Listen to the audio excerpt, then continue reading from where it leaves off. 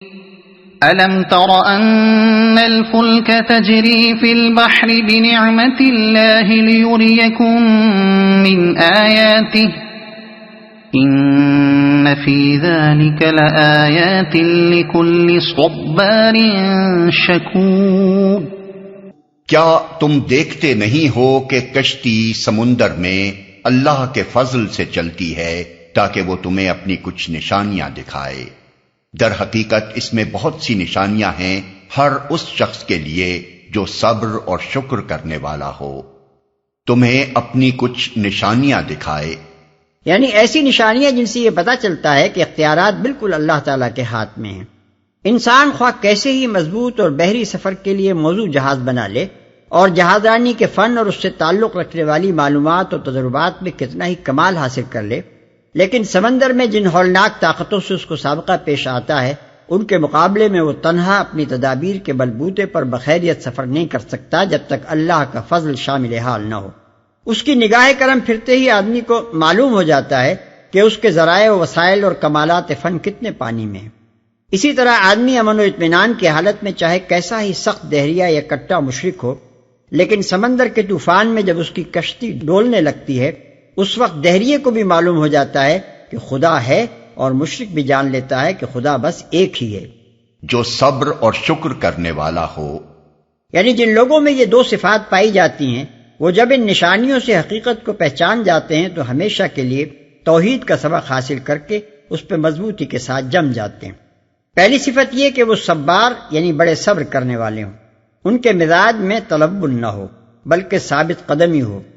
گوارا اور ناگوار، سخت اور نرم، اچھے اور برے تمام حالات میں ایک عقیدہ صالحہ پر قائم رہیں۔ یہ کمزوری ان میں نہ ہو کہ برا وقت آیا تو خدا کے سامنے گڑگڑانے لگے اور اچھا وقت آتے ہی سب کچھ بھول گئے، یا اس کے برعکس اچھے حالات میں خدا پرستی کرتے رہے اور مصائب کی ایک چوٹ پڑتے ہی خدا کو گالیاں دینی شروع کر دیں۔ دوسری صفت یہ کہ وہ شکور یعنی بڑے شکر کرنے والے ہوں، نمک حرام اور احسان فراموش نہ ہوں بلکہ نعمت کی قدر پہچانتے ہوں اور نعمت دینے والے کے لیے ایک مستقل جذبہ شکر و سپاس اپنے دل میں جاگزیں رکھیں۔ وَإِذَا غَشِيَهُم مَّوْجٌ كَالظُّلَلِ دَعَوُا اللَّهَ مُخْلِصِينَ لَهُ الدِّينَ فَلَمَّا نَجَّاهُمْ إِلَى الْبَرِّ فَمِنْهُم مُّقْتَصِدٌ وَمَا يَجْحَدُ بِآيَاتِنَا إِلَّا كُلُّ خَطَّارٍ كَفُورٍ۔ اور جب سمندر میں ان لوگوں پر ایک موج سائبانوں کی طرح چھا جاتی ہے تو یہ اللہ کو پکارتے ہیں اپنے دین کو بالکل اسی کے لیے خالص کر کے، پھر جب وہ بچا کر انہیں خشکی تک پہنچا دیتا ہے تو ان میں سے کوئی اقتصاد برتتا ہے اور ہماری نشانیوں کا انکار نہیں کرتا مگر ہر وہ شخص جو غدار اور ناشکرا ہے۔ کوئی اقتصاد برتتا ہے، اس کے کئی مطلب ہو سکتے ہیں۔ اقتصاد کو اگر راست روی کے معنی میں لیا جائے تو اس کا مطلب یہ ہوگا کہ ان میں سے کم ہی ایسے نکلتے ہیں جو وقت گزر جانے کے بعد بھی اس توحید پر ثابت قدم رہتے ہیں جن کا اقرار انہوں نے طوفان میں گر کر کیا تھا، اور یہ سبق ہمیشہ کے لیے ان کو راست رو بنا دیتا ہے۔ اور اگر اقتصاد بمعنی توسط و اعتدال لیا جائے تو اس کا ایک مطلب یہ ہوگا کہ ان میں سے بعض لوگ اپنے شرک و دہریت کے عقیدے میں اس شدت پر قائم نہیں رہتے جس پر اس تجربے سے پہلے تھے، اور دوسرا مطلب یہ ہوگا کہ وقت گزر جانے کے بعد ان میں سے بعض لوگوں کے اندر اخلاص کی وہ کیفیت ٹھنڈی پڑ جاتی ہے جو اس وقت پیدا ہوئی تھی۔ اغلب یہ ہے کہ اللہ تعالیٰ نے یہاں یہ زبانی فکرہ بیک وقت ان تینوں کیفیتوں کی طرف اشارہ کرنے کے لیے استعمال فرمایا ہو۔ مدعا غالباً یہ بتانا ہے کہ بحری طوفان کے وقت تو سب کا دماغ درستی پر آ جاتا ہے اور شرک و دہریت کو چھوڑ کر سب کے سب خدا واحد کو مدد کے لیے پکارنا شروع کر دیتے ہیں، لیکن خیریت سے ساحل پر پہنچ جانے کے بعد ایک قلیل تعداد ہی ایسی نکلتی ہے جس نے اس تجربے سے کوئی پائیدار سبق حاصل کیا ہو۔ پھر یہ قلیل تعداد بھی تین قسم کے گروہوں میں بٹ جاتی ہے، ایک وہ جو ہمیشہ کے لیے سیدھا ہو گیا، دوسرا وہ جس کا کفر کچھ اعتدال پر آ گیا، تیسرا وہ جس کے اندر اس ہنگامی اخلاص میں سے کچھ نہ کچھ باقی رہ گیا۔ غدار اور ناشکرا ہے۔ یہ دو صفات ان دو صفتوں کے مقابلے میں ہیں جن کا ذکر اس سے پہلے کی آیت میں کیا گیا تھا۔ غدار وہ شخص ہے جو سخت بے وفا ہو، اور اپنے عہد و پیمان کا کوئی پاس نہ رکھے، اور ناشکرا وہ ہے جس پر خواہ کتنی ہی نعمتوں کی بارش کر دی جائے وہ احسان مان کر نہ دے، اور اپنے محسن کے مقابلے میں سرکشی سے پیش آئے۔ یہ صفات جن لوگوں میں پائی جاتی ہیں وہ خطرے کا وقت ٹل جانے کے بعد بے تکلف اپنے کفر، اپنی دہریت اور اپنے شرک کی طرف پلٹ جاتے ہیں۔ وہ یہ نہیں مانتے کہ انہوں نے طوفان کی حالت میں خدا کے ہونے اور ایک ہی خدا کے ہونے کی کچھ نشانیاں خارج میں بھی اور خود اپنے نفس میں بھی پائی تھیں، اور ان کا خدا کو پکارنا اسی وجدان حقیقت کا نتیجہ تھا۔ ان میں سے جو دہریے ہیں وہ اپنے اس فعل کی یہ توجیہ کرتے ہیں کہ وہ تو ایک کمزوری تھی جو بحالت اضطراب ہم سے سرزد ہو گئی، ورنہ در حقیقت خدا ودا کوئی نہ تھا جس نے ہمیں طوفان سے بچایا ہو، ہم تو فلاں فلاں اسباب و ذرائع سے بچ نکلنے میں کامیاب ہو گئے۔ رہے مشرکین تو بالعموم یہ کہتے ہیں کہ فلاں بزرگوں یا دیوی دیوتاؤں کا سایہ ہمارے سر پر تھا جس کے طفیل ہم بچ گئے، چنانچہ ساحل پر پہنچتے ہی وہ اپنے معبودان باطل کے شکریہ ادا کرنے شروع کر دیتے ہیں اور انہی کے آستانوں پر چڑھاوے چڑھانے لگتے ہیں۔ یہ خیال تک انہیں نہیں آتا کہ جب ساری امیدوں کے سہارے ٹوٹ گئے تھے اس وقت اللہ وحدہ لا شریک کے سوا کوئی نہ تھا جس کا دامن انہوں نے تھاما ہو۔ يا أيها الناس اتقوا ربكم واخشوا يوما لا يجزي والد عن ولده ولا مولود هو جاز عن والده شيئا إن وعد الله حق فلا تغرنكم الحياة الدنيا ولا يغرنكم بالله الغرور۔ لوگو بچو اپنے رب کے غضب سے اور ڈرو اس دن سے جبکہ کوئی باپ اپنے بیٹے کی طرف سے بدلہ نہ دے گا اور نہ کوئی بیٹا ہی اپنے باپ کی طرف سے کچھ بدلہ دینے والا ہوگا۔ فی الواقع اللہ کا وعدہ سچا ہے، پس یہ دنیا کی زندگی تمہیں دھوکے میں نہ ڈالے اور نہ دھوکہ باز تم کو اللہ کے معاملے میں دھوکہ دینے پائے، کچھ بدلہ دینے والا ہوگا۔ یعنی دوست، لیڈر، پیر اور اسی طرح کے دوسرے لوگ تو پھر بھی دور کا تعلق رکھنے والے ہیں، دنیا میں قریب ترین تعلق اگر کوئی ہے تو وہ اولاد اور والدین کا ہے، مگر وہاں حالت یہ ہوگی کہ بیٹا پکڑا گیا ہو تو باپ آگے بڑھ کر یہ نہیں کہے گا کہ اس کے گناہ میں مجھے پکڑ لیا جائے، اور باپ کی شامت آ رہی ہو تو بیٹے میں یہ کہنے کی ہمت نہیں ہوگی کہ اس کے بدلے مجھے جہنم میں بھیج دیا جائے۔ اس حالت میں یہ توقع کرنے کی کیا گنجائش باقی رہ جاتی ہے کہ کوئی دوسرا شخص وہاں کسی کے کچھ کام آئے گا؟ لہذا نادان ہے وہ شخص جو دنیا میں دوسروں کی خاطر اپنی عاقبت خراب کرتا ہے یا کسی کے بھروسے پر گمراہی اور گناہ کا راستہ اختیار کرتا ہے۔ اس مقام پر آیت نمبر 15 کا مضمون بھی نگاہ میں رہنا چاہیے، جس میں اولاد کو تلقین کی گئی تھی کہ دنیاوی زندگی کے معاملات میں والدین کی خدمت کرنا تو بے شک برحق ہے، مگر دین و اعتقاد کے معاملے میں والدین کے کہنے پر گمراہی قبول کر لینا ہرگز صحیح نہیں ہے۔ اللہ کا وعدہ سچا ہے۔ اللہ کے وعدے سے مراد یہ وعدہ ہے کہ قیامت آنے والی ہے اور ایک روز اللہ کی عدالت قائم ہو کر رہے گی جس میں ہر ایک کو اپنے اعمال کی جواب دہی کرنی ہوگی۔ تمہیں دھوکے میں نہ ڈالے۔ دنیا کی زندگی سطحی انسانوں کو مختلف قسم کی غلط فہمی میں مبتلا کرتی ہے۔ کوئی یہ سمجھتا ہے کہ جینا اور مرنا جو کچھ ہے بس اسی دنیا میں ہے، اس کے بعد کوئی دوسری زندگی نہیں ہے، لہذا جتنا کچھ بھی تمہیں کرنا ہے بس یہی کر لو۔ کوئی اپنی دولت اور طاقت اور خوشحالی کے نشے میں بدمست ہو کر اپنی موت کو بھول جاتا ہے اور اس خیال خواب میں مبتلا ہو جاتا ہے کہ اس کا عیش اور اس کا اقتدار لازوال ہے۔ کوئی اخلاقی اور روحانی مقاصد کو فراموش کر کے صرف مادی فوائد اور لذتوں کو مقصود بذات سمجھ لیتا ہے اور معیار زندگی کی بلندی کے سوا کسی دوسرے مقصد کو کوئی اہمیت نہیں دیتا، خواہ نتیجے میں اس کا معیار آدمیت کتنا ہی پست ہوتا چلا جائے۔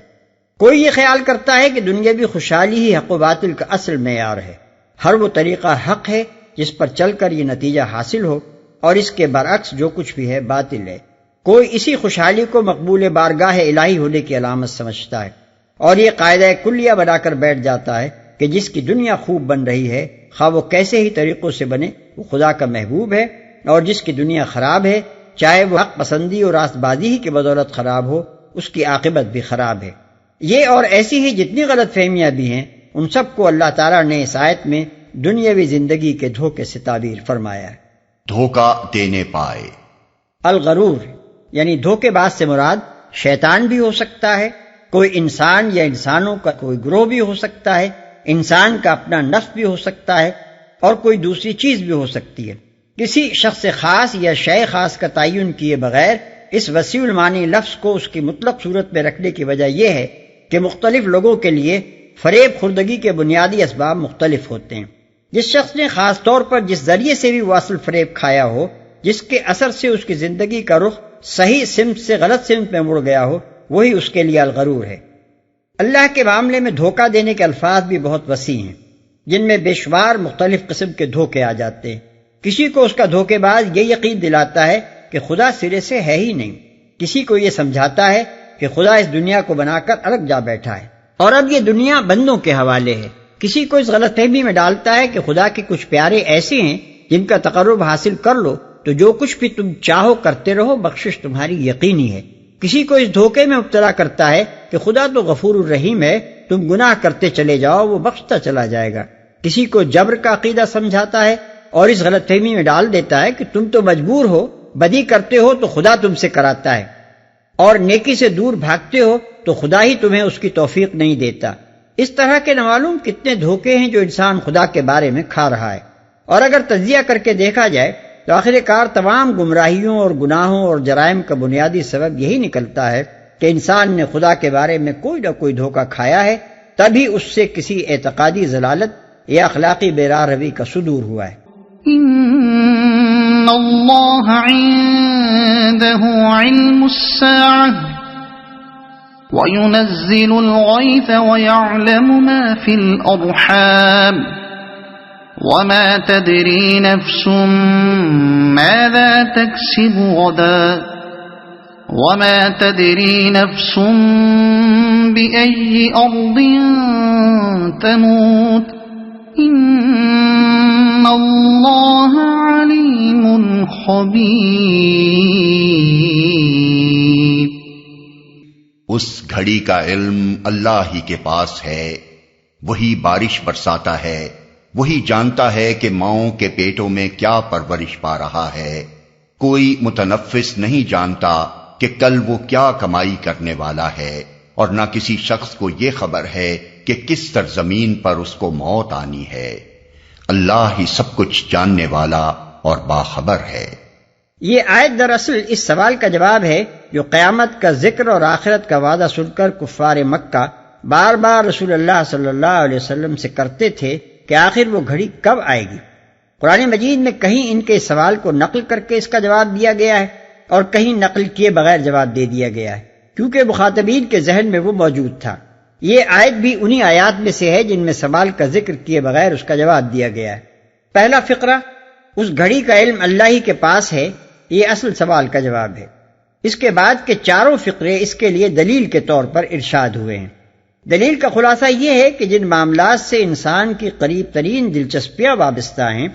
انسان ان کے متعلق بھی کوئی علم نہیں رکھتا، پھر بھلا یہ جاننا اس کے لیے کیسے ممکن ہے کہ ساری دنیا کے انجام کا وقت کب آئے گا؟ تمہاری خوشحالی و بدحالی کا بڑا انحصار بارش پر ہے، مگر اس کا سرشتہ بالکل اللہ کے ہاتھ میں ہے۔ جب جہاں جتنی چاہتا ہے برساتا ہے اور جب چاہتا ہے روک لیتا ہے۔ تم قدر نہیں جانتے کہ کہاں کس وقت کتنی بارش ہوگی اور کون سی زمین اس سے محروم رہ جائے گی، یا کسی زمین پر بارش الٹی نقصان دہ ہو جائے گی۔ تمہاری اپنی بیویوں کے پیٹ میں تمہارے اپنے نطفے سے حمل قرار پاتا ہے، جس سے تمہاری نسل کا مستقبل وابستہ ہوتا ہے، مگر تم نہیں جانتے کہ کیا چیز اس پیٹ میں پرورش پا رہی ہے اور کس شکل میں کن بھلائیوں یا برائیوں کو لیے ہوئے وہ برآمد ہوگی۔ تم کو یہ تک پتہ نہیں ہے کہ کل تمہارے ساتھ کیا کچھ پیش آنا ہے۔ ایک اچانک حادثہ تمہاری تقریر بدل سکتا ہے، مگر 1 منٹ پہلے بھی تم کو اس کی خبر نہیں ہوتی۔ تم کو یہ بھی معلوم نہیں ہے کہ تمہاری زندگی کا خاتمہ آخر کار کہاں کس طرح ہوگا۔ یہ ساری معلومات اللہ نے اپنے ہی پاس رکھی ہیں اور ان میں سے کسی کا علم بھی تم کو نہیں دیا۔ ان میں سے ایک ایک چیز ایسی ہے جسے تم چاہتے ہو کہ پہلے سے تمہیں اس کا علم ہو جائے تو کچھ اس کے لیے پیش بندی کر سکو، لیکن تمہارے لیے اس کے سوا چارہ نہیں ہے کہ ان معاملات میں اللہ ہی کی تدبیر اور اسی کی قضا پر بھروسہ کرو۔ اسی طرح دنیا کے اختتام کی ساعت کے معاملے میں بھی اللہ کے فیصلے پر اعتماد کرنے کے سوا چارہ نہیں ہے۔ اس کا علم بھی نہ کسی کو دیا گیا ہے نہ دیا جا سکتا ہے۔ یہاں ایک بات اور بھی اچھی طرح سمجھ لینی ضروری ہے، اور وہ یہ ہے کہ اس آیت میں امور غیب کی کوئی فہرست نہیں دی گئی ہے جن کا علم اللہ کے سوا کسی کو نہیں ہے۔ یہاں تو صرف سامنے کی چند چیزیں مثالاً پیش کی گئی ہیں جن سے انسان کی نہایت گہری اور قریبی دلچسپیاں وابستہ ہیں، اور انسان ان سے بے خبر ہے۔ اس سے یہ نتیجہ نکالنا درست نہ ہوگا کہ صرف یہی 5 امور غیب ہیں جن کو اللہ کے سوا کوئی نہیں جانتا، حالانکہ غیب نام ہی اس چیز کا ہے جو مخلوقات سے پوشیدہ اور صرف اللہ پر روشن ہو، اور فی الحقیقت اس غیب کی کوئی حد نہیں ہے۔